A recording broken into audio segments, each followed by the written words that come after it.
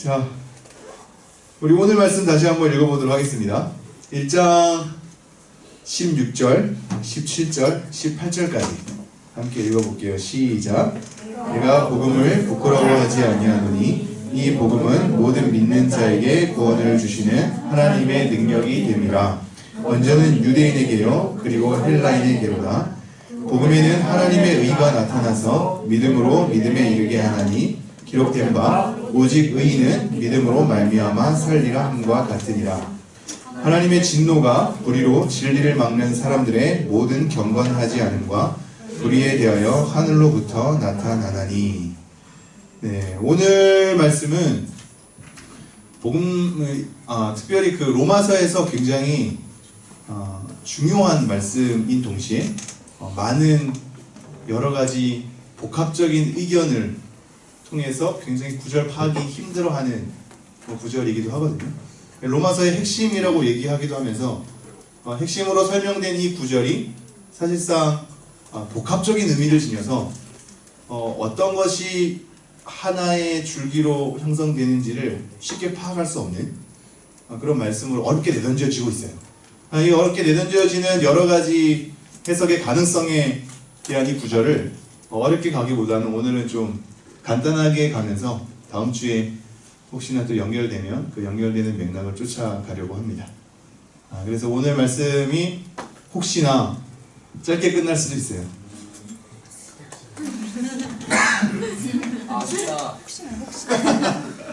아무도 신뢰하지 않지만 혹시나 짧게 끝날 수도 있습니다. 자, 우리가 지금 계속 보고 있는 단어 중에 중요한 단어 하나가 복음에 관한 건데요. 이 복음이 바울로 하여금 예수 그리스도의 종이라는 자기 정체성, 그리고 사도로 부르심을 받은 것에 대한 자기 정체성을 확인하게 하는 동시에 믿음을 가진 이 편지를 받는 신자들에게 하는 말이, 너네들은 예수 그리스도의 것이다, 하나님의 사랑을 입은 자다, 그리고 성도, 거룩한 무리들로 부르심을 받았다라는 것으로 소개를 하고 있거든요. 그럼 여기서 우리가 자꾸 던져지는 게 이거예요. 도대체 우리의 정체성을 정해주는 이 복음이란 무엇인가? 에 관해서 서두를 던져주고 있단 말이죠. 우리로 하여금 우리의 삶의 방향과 앞으로의 걸음들과 내가 어떠한 자로 서 있어야 하며 그러한 자로 서 있기에 어떠한 일을 행해야 하는가, 어떠한 삶을 살아야 하는가에 대한 이 총칭이 도대체 이 복음이 뭐길래로 연결되고 있다 이거죠. 그래서 이 복음이 무엇인지에 대해서 로마서가 굉장히 차근차근히 설명하고 있다 이거죠. 그리고 이 복음을 위해서 그래서 로마 성도들을 너무나 만나고 싶어 했던 거죠. 그들을 위해서 기도할 때 로마 교인들에 대해서 쉬지 않고 기도를 했던 바울의 심정이 담겨져 있죠. 그러면서 기도하는 것에서만 머물지 않고 그들이 한 번도 본 적이 없지만 그들을 너무나도 만나고 싶어 하는 첫 번째 목적이 뭐라 그랬죠? 잠시만. 굉장히 잘 따라오고 있어. 아니야, 공적으로 하면 안 돼. 자, 여기 있는 누군가는 분주하지 않았으면 좋겠어요. 누군가가 자꾸 깐죽거려서 말씀에 집중이 다들 안 되고 있어. 자, 공적으로 누군가 지명하지 않았으니까 꽁하지 않길 바라며. 다시 한번 내용 집중 한번 가보죠. 우리 세 절밖에 안 되니까 오늘 한 절 한 절 좀 집중해서 금방 따라오는 태도로 이 말씀을 오늘 내가 표시를 하면서 무슨 말씀인지를 좀 이해하고 싶다라는 태도를 유지하기를 원한다 그랬죠. 자, 바울이 로마 교회 성도들을 만나려고 하는 목적이 뭐였어요? 이유가 뭐였어요? 경고하게. 그쵸. 예.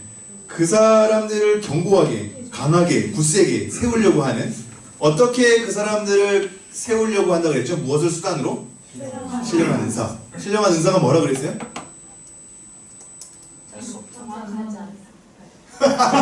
네, 그쵸. 아니, 저번 주에 말한 내용은 맞지만 그 명확하지 않고 굉장히 많은 거를 통칭하고 있다라는 거를 그렇게만 받아들이고 설명하면 안 돼. 지금 우리는 항상 모르는 게 되잖아. 이거는 명확하지 않아. 이거는 알 수 없어. 무엇 하나를 설명하고 있는 게 아니야. 여러분 혹시 기억날까?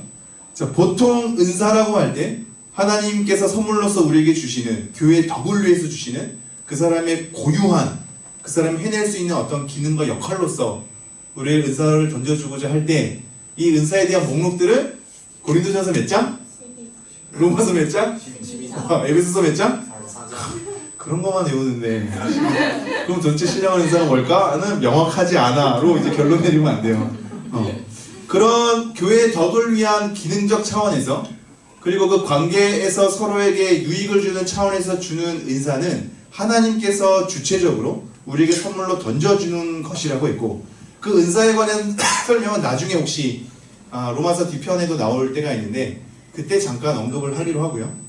그거 말고도 그것은 하나님께 주체라고 지금은 바울이 나눠주는 거라고 그랬죠. 바울이 어떤 신령한 은사를 너희에게 나누어 주어 너희를 견고하게 한다고 했습니다. 이것은 어떤 하나라고 얘기할 수 없지만 하나님을 알게 되고 복음을 이해하게 되면서 믿음을 형성한 바울이 가지고 있는 하나님에 대한 경험과 암 그리고 그것을 통하여서 사도로 부르심을 받은 모든 것에 대한 흔적들 이것에 대한 복음의 이해들을 함께 나누면서 막 믿기 시작한 그들의 믿음을 더욱더 견고하게 하나님의 살아계심과 하나님의 위대하심과 하나님의 하나님 되심을 자기에 대한 복음의 이해와 경험을 담아서 그들에게 나누어주고 함께 경험함으로 또 기억함으로 말씀을 바라보게 함으로 그 사람들의 믿음을 견고히 세워져 나가는 거라 그랬죠. 그것에 대한 총칭인 거야. 이 표현이 굉장히 추상적이고 굉장히 넓어서 여러분 언어로 담아내기는 어렵겠지만 그럼에도 불구하고 좀 자꾸 담아내려고 해야 돼요. 그냥 그래서 너무 어려워로 기결되면 안 되고 그래서 자꾸 한번 담아내 주시기 바랍니다. 첫 번째 목적이 그들을 견고하게 하기 위한 수단은 어떤 신령한 은사를 나누어 주어서 두 번째가 뭐라 그랬죠? 두 번째 목적이 열매를 맺게 하려 그들에게 어떠한 열매라고 그랬어요? 어떠한 열매를 맺게 하려 함이라고 그랬죠? 어떠한 열매를 맺게 하려 함이죠?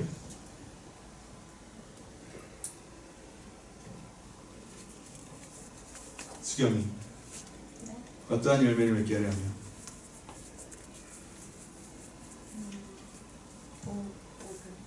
응? 복음. 역시 지혜로운 아이다. 이 말 또한 어떤 구체적인 하나를 언급하고 있지 않다 그랬어요. 오늘 복음에 대한 이제 굉장히 그 넓은 의미에 대한 이 내용을 감지할 수 있는 걸 오늘 구절을 통해서 알 수 있는 거거든. 그래서 수경이가 이제 복음이라고 오히려 통칭한 건데 이 열매는 뭐 성령의 뭐 9가지 열매나 뭐 그것도 다 될 수 있다. 은사도 될 수 있고 이것도 똑같이 마찬가지로 굉장히 추상적이고 어렴풋이 던져주는 것 같지만 모든 것을 통칭한다고 했어요. 근데 그런 이유가 뭐라 그랬어요? 바울이 왜 굉장히 모호하게끔 던져놓고 있죠?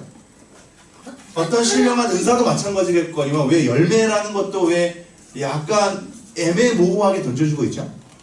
명확하지 않게?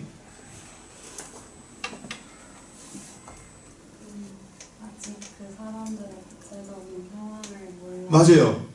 아주 정확해.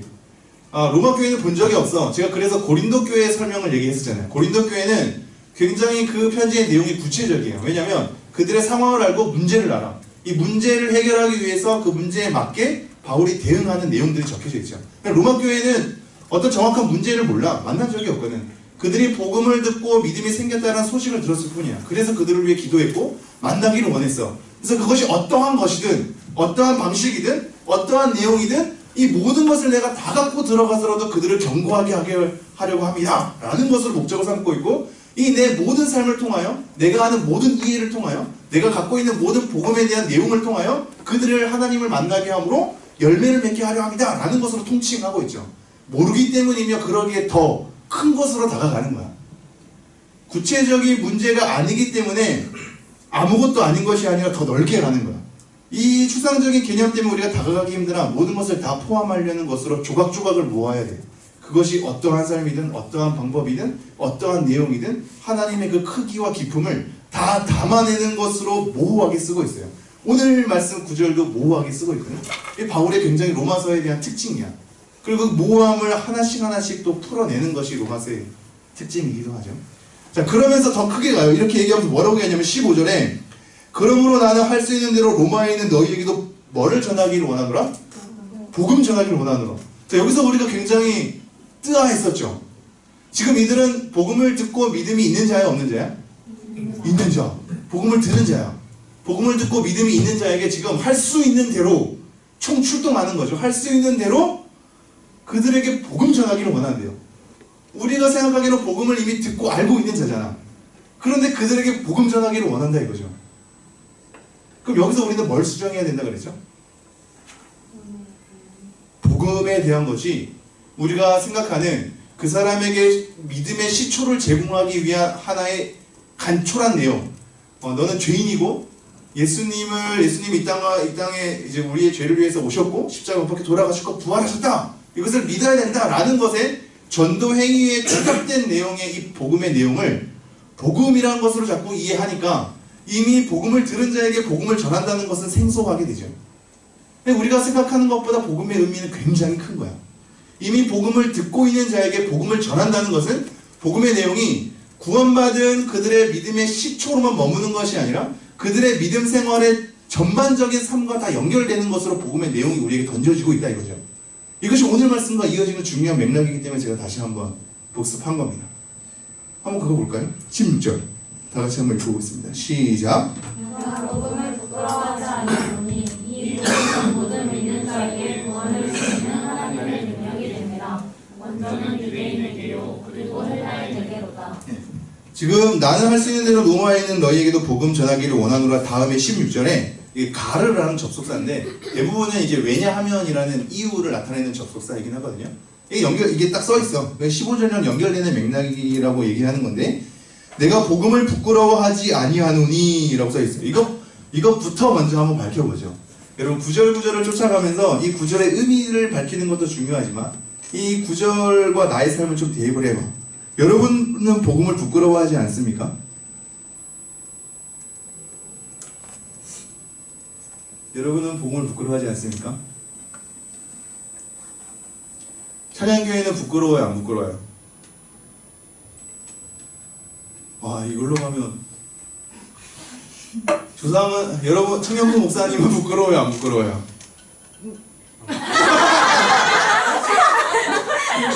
부끄러워 나가.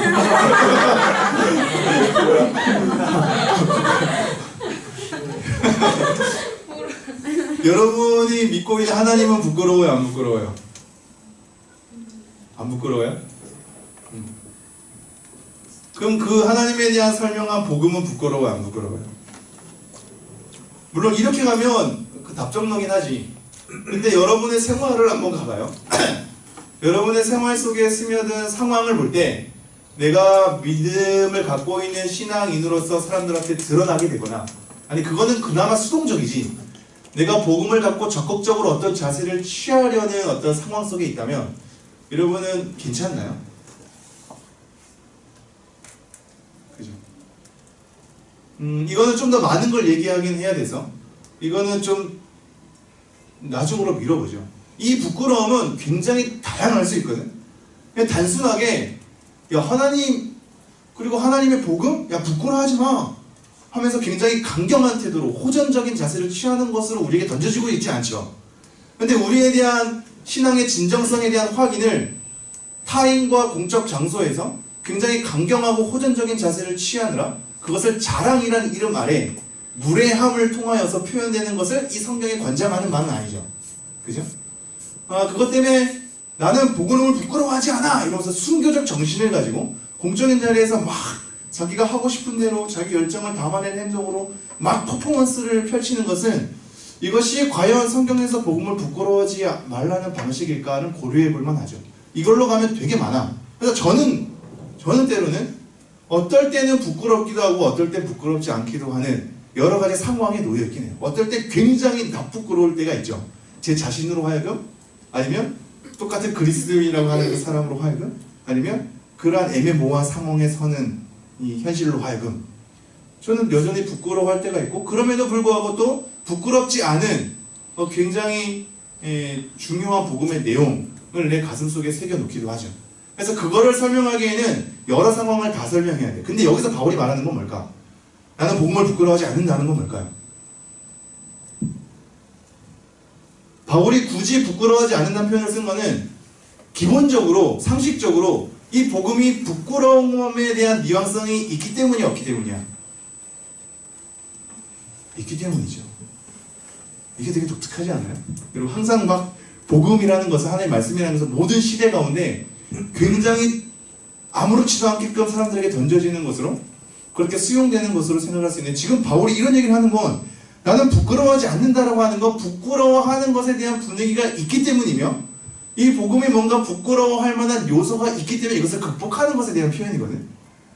왜 복음을 부끄러워할 수 있는 뉘앙스가 우리에게 던져질까요? 여러분 왜 그렇죠? 다시 한번 읽어볼까요? 16절 시작.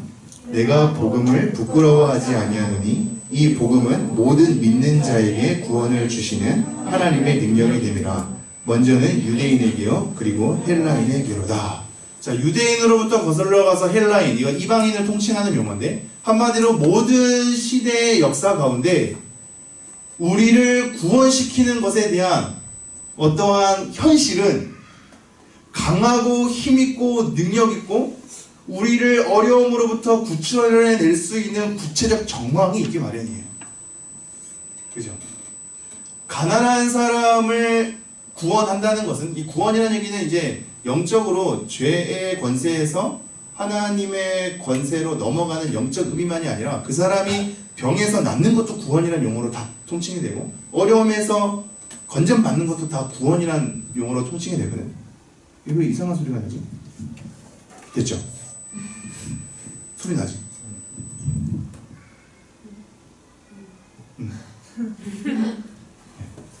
이 구원이라는 용어가 굉장히 현실적으로 다 통칭이 되어 있어요.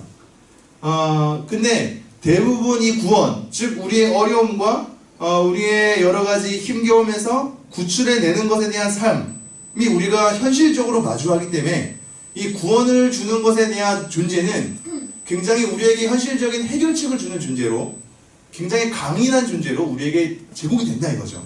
그것이 보통 사람들이 얘기하는 구원에 대한 맥락이었어. 그러니까 우리가 지금 이사야서를 말씀 매일마다 보고 있잖아요. 그 보고 있는 가운데 중요한 메시지 하나는 다른 것을 의지하지 말라 이거거든. 우상 그건 허망한 거야. 오직 하나님만이 신이셔. 하나님 외에 다른 분은 없어. 다른 신은 없어. 라는 것을 우리에게 던져주며 그렇기 때문에 아수르라는 강국, 바벨론이라는 강국, 애국이라는 강국을 의지하지 마. 오직 하나님만 의지해. 왜냐면 하나님은 그들과는 차원이 다른 존재거든. 이것을 우리에게 계속 요구를 하고 있죠. 다른 것을 의지하지 말아야 돼. 다른 것을 의지하지 말아야 되는 이 상황 가운데 지금 하나님을 제외한 사상의 중심은 뭐냐면 우리에게 현실적인 강함을 주십시오라는 거거든요. 그것이 이방 세계 가운데 그들이 가지고 있는 중요한 가치관으로 우리에게 제공되어 있죠. 그러니까 쉽게 말하면 이거예요. 우리를 구원해 줄 수 있는 내용 정도가 되려면 강인한, 위대한, 엄청난 능력을 가진 자가 우리를 현실적으로 그 삶에서 벗어나게 하는 결과를 가져올 수 있을 때 이거는 구원을 줄 만한 거야 라는 것으로 던져지게 되죠. 그래서 수많은 이방의 신들 아니면 여러 가지 철학들이 우리 스스로의 힘에 의해서 그 지경에 이르는 철학적 사유를 갖고 있거나 아니면 다른 존재에게 기대임으로 인해서 그것을 극복하려는 것에 대한 뉘앙스가 우상적 형태로 많이 등장하죠. 근데 그래서 왜 부끄러운 뉘앙스가 이 복음이 지니는 거예요? 우선은 크게는 이렇게 갑니다. 잘 봐봐요. 여러분의 복음을 한번 잘 생각을 해봐. 하나님이 여러분에게 나타나나요? 하나님이 여러분이 가난할 때 동전을 던져주십니까? 여러분이 배고플 때 밥을 던져주세요? 사실 나에게는 그렇게 하시긴 했는데 여러분에게는 하지 않을 겁니다.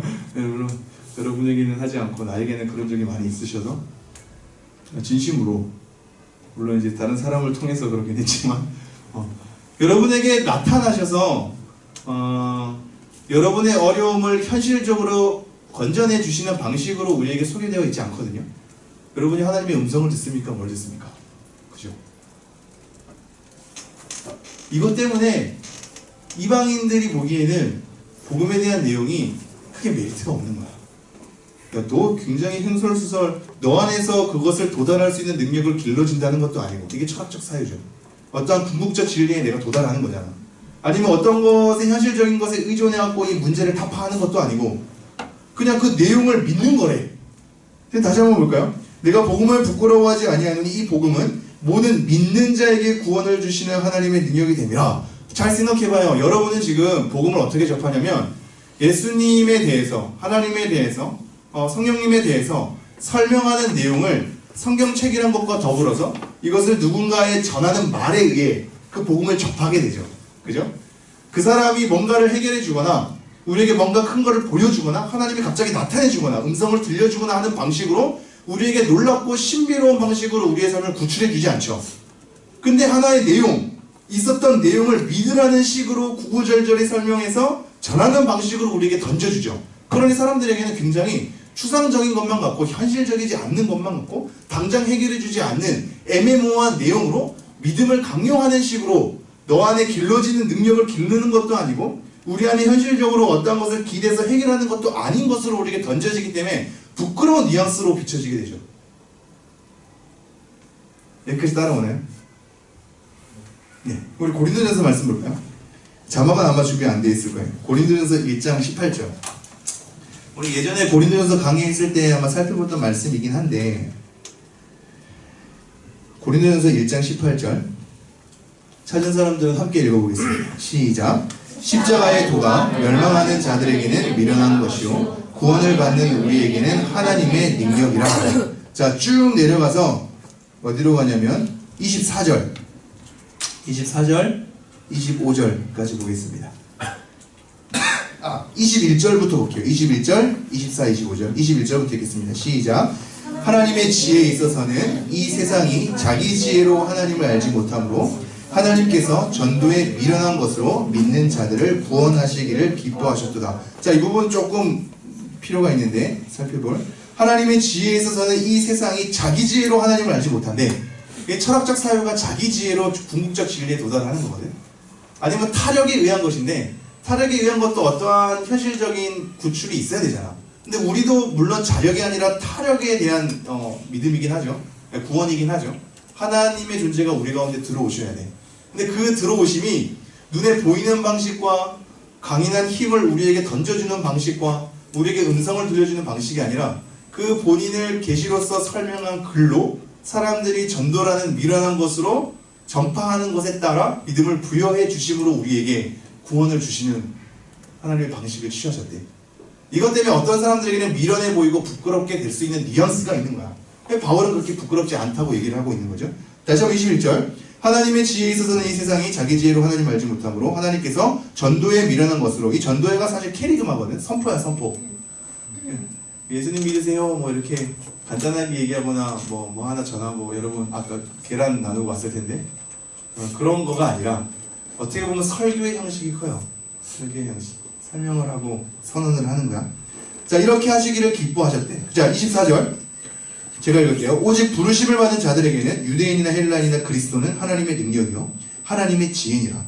하나님의 어리석음이 사람보다 지혜롭고 하나님의 약하심이 사람보다 강하니라. 자, 어떤 자들에게는 미련한 것으로 비춰질 수밖에 없는 뉘앙스가 있어. 복음이라는 것 자체가. 십자가에 도라는 것 자체가. 그리고 하나님은 그러기로 하셨대. 전도에 미련한 것으로 그렇게 구원하시기로 그 방식을 취하셨대. 바울은 이 맥락을 이해한 거죠. 어떤 사람들이 보기에는 추상적이고 우리에게 당장 뭔가 해결해 주지 않고 우리 스스로에게 능력을 제공해 주지도 않고 어떠한 강인한 존재에 기대해서 현실적으로 타파되는 것도 아니고 이 복음에 대한 내용을 믿어라는 것 자체가 굉장히 우스운 것으로 우리에게 비춰질 수 있으나 하나님은 그러한 방식을 취하셨대요. 그걸 통하여서 우리를 구원해 주시기로 하셨대. 그러니까 이 설교나 이 잔잔한 여러분에게 지금 졸음을 제공하는 것 같은 이 설교나 밖에서 막 설명하고 헌신하고 선포하는 것에 대한 내용이나 이것이 굉장히 미련하게 보이는 것은 그도 뭐 그럴 수 있죠. 세상에 대한 방식과 기준과 잣대에 의해서는 미련하게 볼 수 있는데 하나님은 오히려 그런 방식을 취하셨대. 바울이 이걸 알기 때문에 나는 부끄러워하지 않다는 것에 대한 강조점을 더 띄는 거죠. 다시 한번 본문으로 돌아갈 거예요. 16절. 내가 복음을 부끄러워하지 아니하노니 이 복음은 모든 믿는 자에게 구원을 주시는 하나님의 능력이 됩니다. 먼저는 유대인에게요 그리고 헬라인에게로다. 자, 여러분 여기서 봐봐요. 왜 부끄러워하지 않냐면 너네들의 방식 알아. 너네들이 왜 이것을 미련한 것으로 생각하는 건지 나도 알아. 내 스스로도 이것이 현실적으로 뭔가 던져주거나 강인한 존재가 내비쳐주거나 우리의 문제를 그냥 즉시로 해결해주거나 하는 방식으로 취하고 있지 않음을 알아. 근데 하나님께서 이런 방식을 취하셨는데 이것에 대해서 믿는 자에게 구원을 주는 방식으로 취했기 때문이야 라고 우리에게 얘기하고 있어요. 이게 되게 중요하거든요. 복음은 모든 믿는 자에게 구원을 주신 하나님의 능력이 됩니다. 하나님의 능력이 된대. 복음은 하나님의 능력이야. 아까 얘기했잖아요. 강인한 거 보여주지 않고 뭔가 우리에게 능력을 제공해주지 않고 우리에게 뭔가 해결해 줄 수 있는 어떤 그런 힘을 길러주지 않고 그래서 우리 스스로 그것을 구원해낼 수 있는 것에 대해서 연결해 주지 않고 현실적으로 뭔가 문제를 극복하는 것으로 내비쳐주지 않는다라고 얘기했죠. 그런데도 불구하고 지금 바울은 하나님의 능력을 다른 관점에서 보고 있어. 무슨 관점에서 보냐면 모든 믿는 자에게 구원을 주시는 하나님의 능력이 됨이라 라고 얘기하고 있어요. 오늘 16절 하고 끝내야 될 것 같은데 내 첫 생각과는 늘 달라지는데 이게 너무 중요해서 그래요 여러분. 하나님의 능력의 말, 이게 디나미스라는 단어거든요. 다이나마이트라는 영어 단어가 여기서 나와요. 폭발력 있는 것에 대한 잠재성을 가지고 있는 게 하나님의 능력인 건데 이 하나님의 능력이 지금 어떠한 방식으로 오냐면 여러분이 생각하는 것처럼 음성을 들려주고 하나님의 강인함을 나타내는 것을 했다면 이방 세계의 가치관과 똑같이 근데 모든 믿는 자에게 구원을 주신 하나님의 능력으로 복음을 던져주고 있대. 이 믿음이 우리에게 요구되고 있어요. 그러니까 즉 하나님의 선언된 말씀에 대한 내용을 가지고 믿음이라는 인격적 관계를 통하여 하나님을 이해하는 방식을 취하여 우리에 대한 삶이 현실적으로 해결이 되지 않아도 어떠한 커다란 힘이 우리에게 던져지지 않아도 복음에 대한 내용을 통하여 하나님을 이해하는 관계 속에 들어가 있으므로 구원을 주시는 것에 대한 하나님의 능력을 알기 때문에 나는 부끄러워하지 않는다라고 얘기하고 있어요. 이게 어렵죠? 그러니까 여러분 이렇게 좀 쉽게 얘기하면 될까? 여러분의 현실은 달라지지 않는데 범사에 감사할 수 있어요? 항상 기뻐할 수 있어? 그죠? 근데 바울을 보면 나는 하나님 앞에 자족하기를 배웠다 그러는 거거든요. 바울의 상황은 나아졌기 때문에 자족하는 걸까? 그건 뭐기 때문에 그래요? 그러니까 이렇게 쉽게 얘기하면 돼요. 하나님을 믿어서 내가 가난해지지도 않고 굶지도 않고 모든 생활이 나아졌어 라는 것으로 가지 않고 내가 이것에 대한 어려움이 있었는데 하나님을 믿고 나서 이제 나는 굶어도 상관없어로 가는 거야. 이해가 돼요? 이제 더 이상 현실적인 어려움 속에서 나를 구출해달라는 그 구출이 하나님을 이해하고 하나님을 믿고 나면서 더 이상 그 구출이 나에게는 그렇게 유의미한 구출이 아닌 거야. 지금 내가 하나님 믿어 가난해져도 상관없다. 왜냐면 그 가난이 예전에는 나의 삶을 올가매는 굉장히 근간이었는데 더 이상 그 가난은 나의 삶을 올가맬 수 있는 근간이 될 수 없다로 가는 거예요. 그러니까 자족할 수가 있는 거야. 하나님을 믿기 때문에 모든 것이 풍족히 채워지기 때문이 아니라 풍족히 채워지지 않아도 풍족함을 누릴 수 있는 것에 대한 비결을 하나님의 관계 속에서 배우는 거예요. 그래서 믿음으로 구원을 주시는 것에 대한 내용이 여기 담겨 있어요. 왜 하나님께서 나타내 주시지 않고 음성을 보여주시지 않고 우리에게 복음을 전달해서 믿으라는 식으로 얘기를 하시느냐? 그것은 결국 우리에게 어떠한 삶의 문제를 해결함을 통하여서 그들을 현실적으로 구원해지는 방식이 아니라 믿음이라는 것을 통해 하나님을 이해하고 아는 방식을 통하여서 이 현실을 넘어서는 것에 대한 하나님의 구원을 그 사람이 복음을 통하여서 그 능력을 받기 때문에 우리에게 요구하는 것으로 설명하고 있습니다. 오늘 어렵게 가고 있는데요. 생각보다는 많이 어렵게 가고 있는데 16절 다시 한번 읽어보도록 하겠습니다. 시작. 내가 복음을 부끄러워하지 아니하노니 이 복음은 모든 믿는 자에게 구원을 주시는 하나님의 능력이 됨이라. 먼저는 유대인에게요 그리고 헬라인에게다. 쉽게 얘기하면 바울이 부끄러울 수 있는 뉘앙스 속에서도 부끄럽지 않는 것을 그들의 논리를 다 이해하고 있으나 하나님이 우리에게 다가오는 방식은 그 논리에서 취할 수 있는 성격의 것이 아니다. 하나님은 당장의 현실적 어려움을 구출해내주는 강인함으로 우리에게 다가오시지 않고 하나님을 이해하는 방식을 취하길 원하신다. 그 이해하는 방식이 믿음이다.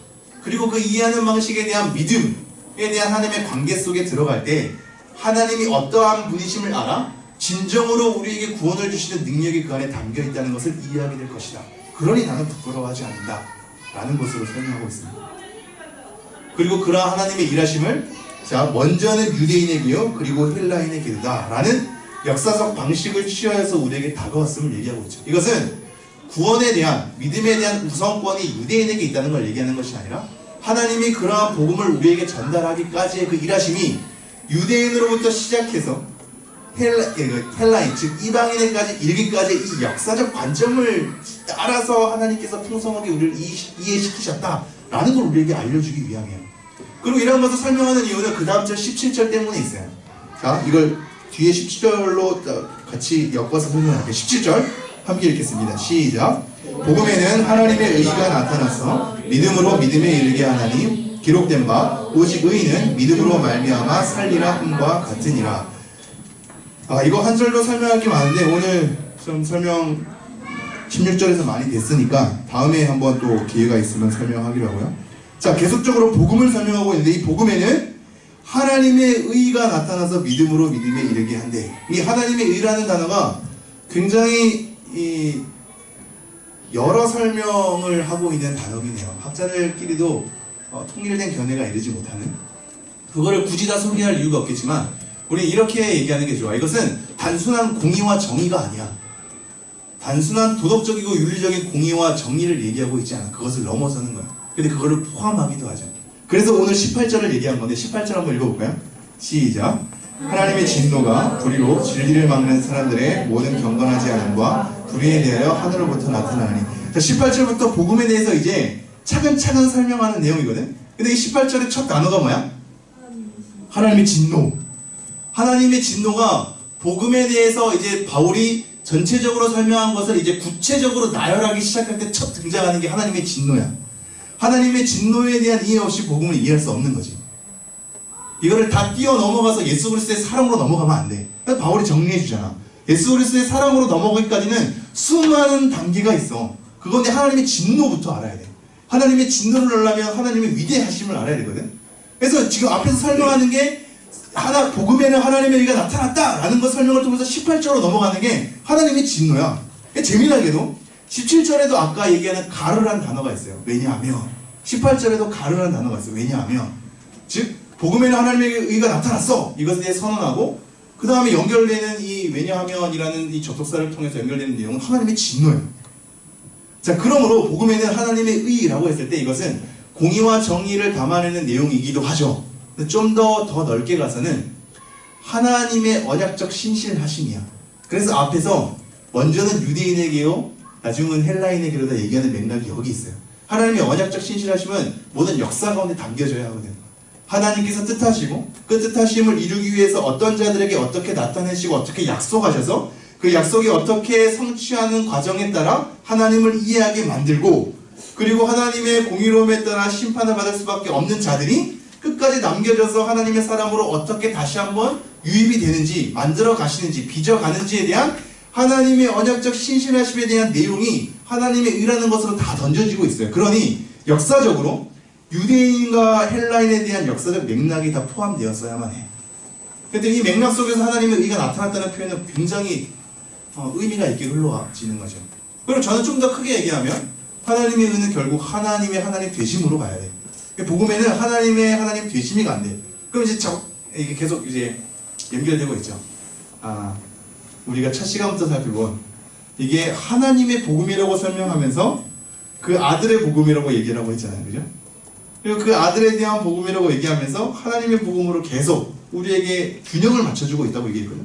결국 복음이란 게 하나님의 의가 나타났다라는 굉장히 중요한 의미는, 복음이 우리를 구원하는 것에 대한 역사적 사건, 예수 그리스도의 사건 그 자체만으로 머무는 것이 아니라 예수 그리스도의 그 사건은 하나님께로 가게 하는 것에 대한 연결성 속에 있고, 그렇기 때문에 결국 하나님이 어떠한 분이며 어떠한 계획을 가져서 어떻게 그 언약을 신실하게 지켜나가셨는지에 대한 하나님 되심을 통칭하는 단어로 우리에게 계속 소개하고 있어. 그래서 복음은 하나님의 의가 나타나서라는 얘기를 그래서 하는 거예요. 어렵죠? 네. 나머지는 다음 시간에 좀 이어가도록 해야겠네요. 다시 한번 제가 17절. 복음에는 하나님의 의가 나타나서 믿음으로 믿음에 이르게 하나니 기록된 바 오직 의인은 믿음으로 말미암아 살리라 함과 같으니라. 자, 뒷부분은 다음 시간에 한번 이어가도록 하고요. 오늘은 지금 17절에 복음에는 하나님의 의가 나타났다는 거 하나만으로 좀 마무리를 할게요. 저번 주보다 좀 15분 빨리 끝내는 거거든. 굉장히 놀라운 일이야. 내 아침에 초반에 내가 얘기를 했기 때문에 자꾸 조금이라도 약속을 지켜야 하려고 그래서 얘기를 합니다. 자, 16절, 17절 하면서 다시 한번 제가 마무리를 해볼게요. 다 같이 한번 읽어보도록 하겠습니다. 시작. 내가 복음을 부끄러워하지 아니하노니 이 복음은 모든 믿는 자에게 구원을 주시는 하나님의 능력이 됩니다. 먼저는 유대인에게요 그리고 헬라인에게로다. 복음에는 하나님의 의가 나타나서 믿음으로 믿음에 이르게 하나니 기록된 바 오직 의인은 믿음으로 말미암아 살리라 함과 같으니라. 오늘 그냥 두 가지만 기억하면 되겠네요. 지금 설명한 것 위주로 떠올려 볼 때 두 가지를 좀 강조하는 건 복음이 생각보다 더 큰 내용을 담고 있다. 하나님의 의까지 거슬러 올라가는, 그리고 하나님의 그 의는 하나님의 언약적 신실하심 넘어서 하나님 되심으로까지 올라가는, 그 아들의 십자가 사건만으로 머물고 우리 개인적 구원만으로 머무는 것이 아니라 하나님의 크기까지 올라가는 그러한 크기 속의 복음을 설명하고 있다 라는 것이 첫 번째 여러분이 알아야 될 내용이고, 두 번째가 지금 이거죠.